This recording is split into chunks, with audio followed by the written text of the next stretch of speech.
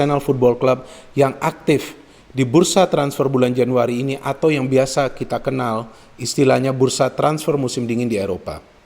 Kok aktif Arsenal? Iya dong, Arsenal butuh tambahan kekuatan di skuad mereka. Di sektor mana? Banyak menurut saya. Tapi kan tidak bisa mereka juga beli atau pinjam banyak pemain yang bisa mengganggu juga kestabilan permainan. Karena kan sekarang ini teman-teman juga tahu kan, Arsenal dalam 6 pertandingan terakhir di semua kompetisi belum kalah. Dalam 6 pertandingan tersebut hanya kemasukan 1 gol.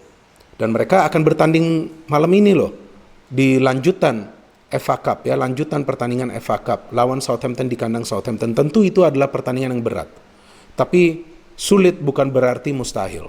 So still there is a chance for Arsenal Football Club. Ya, yang terjadi justru adalah apa yang sebetulnya diinginkan oleh manajemen Arsenal di bulan Januari ini. Yang pertama adalah melepas Mesut Ozil ke Fenerbahce, artinya sudah tidak ada beban untuk membayar gaji dari Mesut Ozil.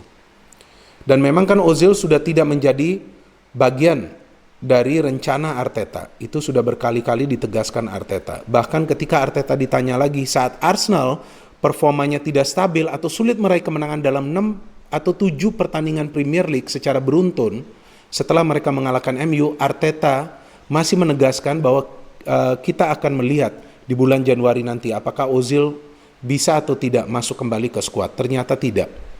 And then Sokratis, ia juga dilepas sebagai free agent. Memang 2 pemain ini, Ozil dan juga Sokratis, tidak didaftarkan Arsenal di skuad mereka untuk berkompetisi atau bertanding di UEFA Europa League. Jadi sudah ada tanda-tanda memang kedua pemain ini akan dilepas di bulan Januari. And then another player, yakni Kolasinac, dipinjamkan ke Schalke hingga akhir musim.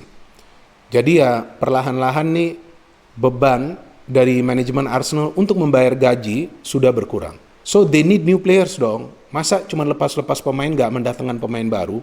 Yang pertama Matthew Ryan, penjaga gawang dari klub Brighton and Hove Albion. Buat apa? Sebagai backup Ben Leno. Saya kira bahwa manajemen dan juga Arteta belum percaya ke Runarsson. Jadi bisa jadi nih jika Ben Leno cedera yang akan main adalah Matthew Ryan. Siapa Matthew Ryan? Penjaga gawang asal Australia. Sebetulnya kan ada beberapa penjaga gawang asal Australia yang berhasil di English Premier League. Mark Bosnich, Mark Schwarzer jika saya tidak salah. Nah, jadi bisalah Matthew Ryan ini diandalkan sebagai backup. Dan kemudian siapa lagi? Nah, ini yang lagi hot news, yakni Martin Odegaard yang akan didatangkan sebagai pemain pinjaman. Sebetulnya kan manajemen Arsenal ingin juga ada opsi pembelian di kontrak peminjaman Martin Odegaard ini, tapi kabarnya Real Madrid menolak opsi pembelian tersebut karena Odegaard untuk sementara masih masuk dalam rencana manajemen Real Madrid walaupun tidak menjadi pilihan dari Zinedine Zidane. Ya, Zinedine Zidane banyak melepas pemain dari Real Madrid yang sebagian besar adalah pemain-pemain muda. Tapi memang Odegaard juga tidak bisa berkembang di skuad Real Madrid karena ia mendapatkan begitu banyak tantangan untuk bersaing dengan Kroos, dengan Modric, apalagi masih ada Valverde.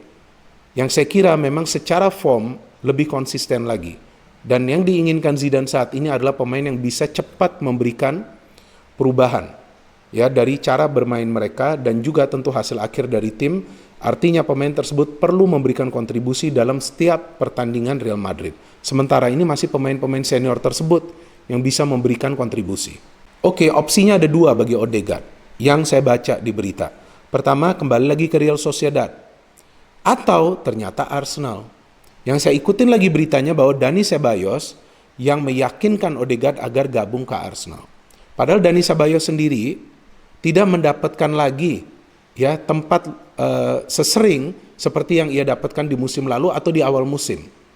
Ia tampil hanya beberapa pertandingan bagi Arsenal di English Premier League. Dan dia lebih sering sekarang masuk sebagai pemain pengganti. Ya oke, pemain ini bisa diandalkan dari passing ability-nya. Tapi not the creativity to create chances and to supply assist. Itu sebetulnya sudah ada di diri Emil Smith Rowe. Tapi kan Emil Smith Rowe ini masih pemain muda. Sangat muda, 20 tahun. Dan ia baru saja muncul ke permukaan. Formnya lagi bagus, luar biasa menurut saya.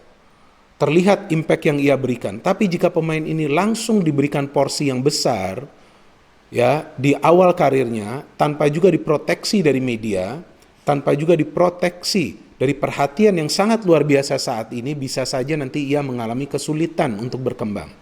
Itu yang sering terjadi kan ke pemain-pemain muda. Mayoritas pemain muda.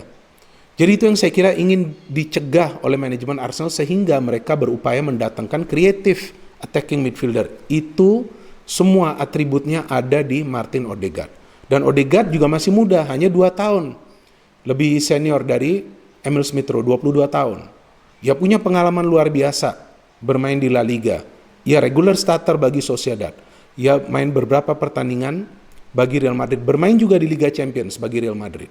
Saya kira lawan Internazionale Milan ia main sebagai starter waktu main di Inter. Ada juga beberapa assist key passes yang ia berikan. Jadi ini adalah langkah yang bijak dari manajemen Arsenal. Oke, memang mereka tidak bisa membeli Odegaard untuk sementara kan. Kita tidak tahu jika segala sesuatunya nanti berubah di akhir musim. Tapi paling tidak dengan adanya Odegaard, mereka juga bisa melakukan rotasi yang akan bermanfaat di starting lineup. Dan juga Odegaard ini kan akan dimanfaatkan sebagai short term planning dari manajemen Arsenal dan juga Mikel Arteta agar Arsenal ini bisa finish di top half of the table di akhir musim. Karena mereka perlu bermain di kompetisi antar klub musim depan. Apakah itu di UCL atau di UEL. Jadi harus cepat nih perubahan yang dilakukan Arsenal di lini tengah. Nanti bagaimana jika Emil Smith Rowe cedera? Kan repot, masa Willian sudah berat lah. Tapi memang masih ada satu lagi nih tempat yang perlu dicari backup, yakni di posisi fullback sebelah kiri. Ya nanti kita tunggu pergerakan manajemen Arsenal seperti apa. Kan masih ada sisa beberapa hari di bulan Januari. Memang ada juga opsi bagi Arsenal mendatangkan Buendia kan dari Norwich ya. Ini pemain juga merupakan creative midfielder, attacking midfielder, tapi kan nilai yang ditawarkan oleh Norwich ini cukup besar. Tentu ini tidak menjadi sesuatu yang ekonomis lah ya. Sebuah pembelian yang ekonomis bagi Arsenal saat ini. Mungkin nanti di akhir musim bisa saja mereka mempertimbangkan offer tersebut. Saya kira 40 juta pound ya, jika saya tidak salah. Koreksi aja jika saya salah. Saya suka jika saya dikoreksi. Jadi rame itu di kolom komentar. So, ini adalah langkah-langkah yang memang dilakukan oleh manajemen Arsenal untuk membuat perubahan yang signifikan di sisa musim ini. Dan memang kan sekarang ini kita tahu bahwa performa Arsenal lagi bagus-bagusnya. Kenapa tidak menambah kekuatan di lini tengah? Dan dengan masuknya Odegaard juga akan menciptakan semacam kompetisi di lini tengah. Walaupun ia adalah pemain pinjaman. Tapi jika pemain pinjaman ini bermain bagus dan ia menyisihkan pemain-pemain lain yang biasa bermain di sektor tersebut, itu juga akan mempengaruhi nantinya tempat pemain tersebut musim depan. Bisa saja nanti jika Odegaard tidak bisa dibeli, Arsenal mendatangkan pemain baru di posisi creative attacking midfielder. Ceballos saya kira adalah holding midfielder, bukan creative attacking midfielder. Saya senang perpindahan Odegaard ini. Karena from my club to my club. Dari klub yang saya support Real Madrid ke klub yang saya support Arsenal. Kita tunggu perkembangan Odegaard. Seperti apa adaptasinya. Ya memang tidak akan mudah di English Premier League. Tapi fisiknya akan kuat. Staminanya prima. No hate, only football. Salam sepak bola.